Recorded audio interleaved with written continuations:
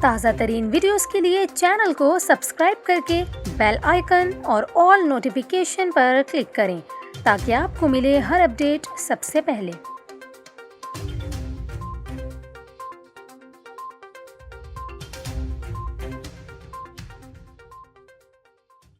السلام علیکم، میں ہوں کومل خان اور آپ دیکھ رہے ہیں نیوز 24/7 اردو۔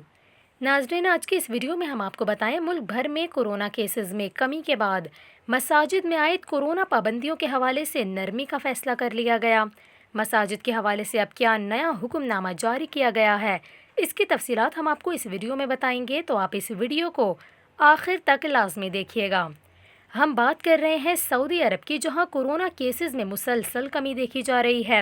اسی حوالے سے سعودی عرب کی وزارت اسلامی امور نے مساجد کے لیے خصوصی ہدایات جاری کی ہیں، جن میں یہ کہا گیا اذان اور اقامت کے درمیان معمول کا وقفہ بحال کیا جا رہا ہے، جبکہ مساجد میں SOPs میں نرمی کی جا رہی ہے۔ اسلامی امور کی جانب سے جاری ہونے والی نئی ہدایات کے مطابق مملکت میں قائم تمام مساجد میں نماز فجر کے بعد 25 منٹ جبکہ نماز مغرب کے بعد 10 منٹ کا وقفہ کیا جائے گا، جبکہ مطالعے کے لیے مساجد میں قرآن کریم دوبارہ رکھ دیے گئے ہیں۔